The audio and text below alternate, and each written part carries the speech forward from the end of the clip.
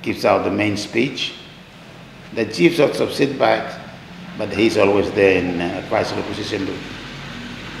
He does speak sometimes, say what he thinks, but most of the talking is done by his mouthpiece, or sort of so-called mouthpiece.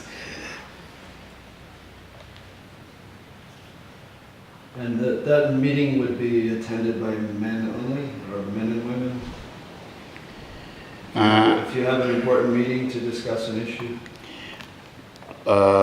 Traditionally, it would be men only, but with a lot of changes, as I had indicated earlier, coming into the women are becoming very prominent in our community.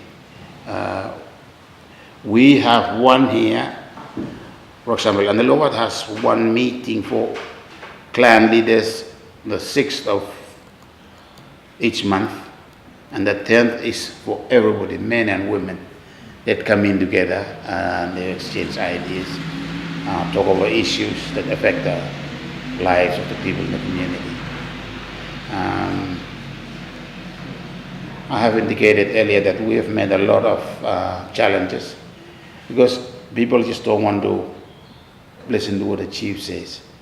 But slightly with the constitution being amended, with the culture being prominent in government's departments, we think we're going to achieve what we want. What's happening with Aneityum language nowadays? Aneityum language took a back step since the colonial days, 1906 upwards. English and French was being drummed into the people as being the prominent language, and the local vernacular was put aside.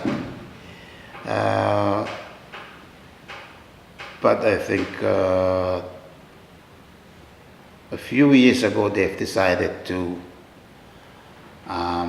use local vernacular for the first 3 years.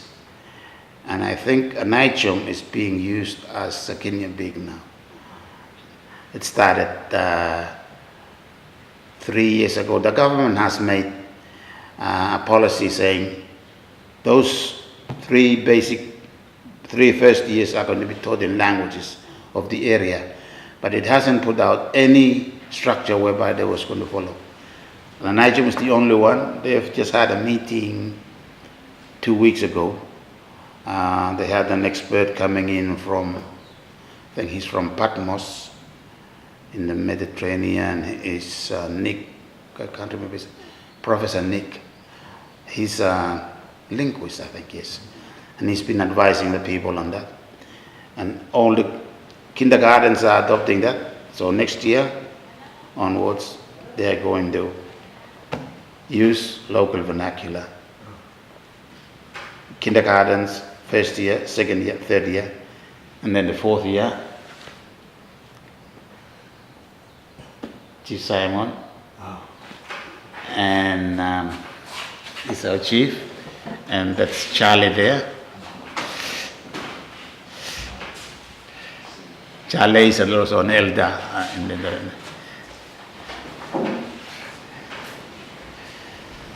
So your son Kirk is a teacher. Can you tell me something about how he's promoting the Aneityum language with the young school pupils? Well, he's not quite a teacher yet. Hopefully he'll complete his training. But even though the government policy is okay, it means it has setbacks though. Each island in Vanuatu would have a trained teacher from their own area, because Vanuatu has got 110 languages. So I can't go and force people on the next island to learn my languages.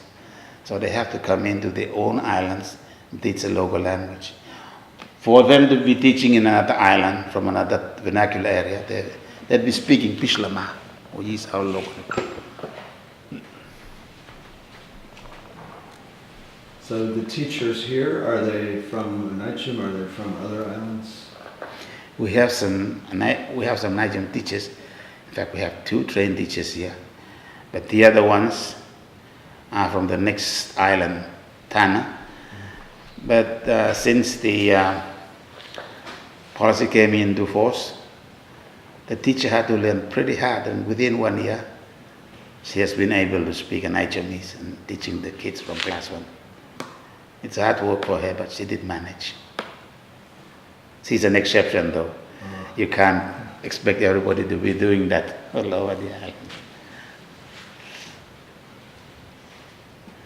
So recently there was a tsunami that hit Umech. Can you say something about what happened? Yes, we had the tsunami some week and a half ago, and luckily it hit during the afternoon, and nobody was killed. But had it been in the night, because Umech lost a lot of sleeping houses, and almost everything they owned. It was washed out by the tsunami. We had some projects that were set up by some NGOs. Those were washed out as well. But it was a lucky thing that it hit during the daytime. And I think